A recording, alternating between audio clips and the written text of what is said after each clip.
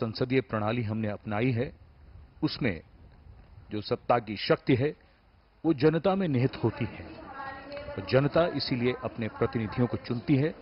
आज उन्हीं चुने हुए प्रतिनिधियों से सरकार बनने जा रही है भारत की, और आगमन हो रहा है राष्ट्रपति भवन में देश के नवनिर्वाचित प्रधानमंत्री श्री नरेंद्र मोदी का। उनकी कारों का काफिला धीरे धीरे राष्ट्रपति भवन के प्रांगण की ओर अग्रसर होता हुआ।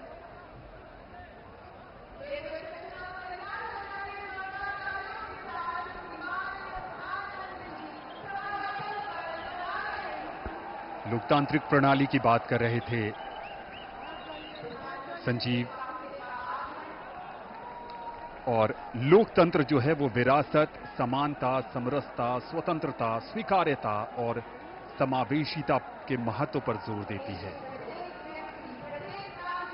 और यहां पर सबकी नजरें इस ओर टिकी हैं। इस ऐतिहासिक समारोह में अब विशिष्ट अतिथियों का आगमन लगातार जारी।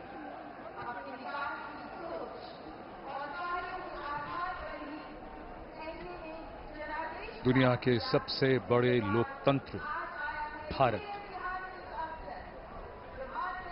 और सबसे बड़े लोकतंत्र के नवनिर्वाचित प्रधानमंत्री सबसे बड़ी लोकतांत्रिक प्रक्रिया से गुजरकर लगातार तीसरी बार प्रधानमंत्री के तौर पर शपथ लेने के लिए पधार रहे हैं राष्ट्रपति भवन के प्रांगण में।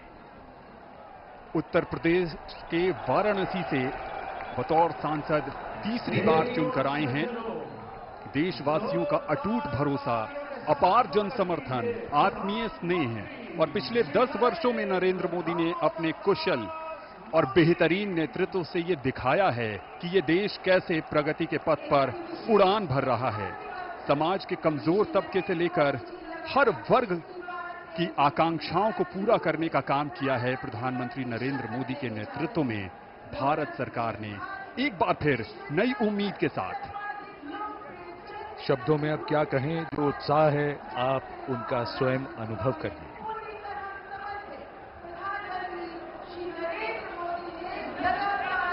सबका आभार स्वीकार करते हुए नवनिर्वाचित प्रधानमंत्री श्री नरेंद्र मोदी तीसरी बार इस देश की बागडोर संभालने के लिए तैयार। The man of the moment, Mr. Narendra Modi, who will make history in just a few moments from now, as he returns greetings of his colleagues, of the cabinet and people who have come here in their thousands to attend this special moment.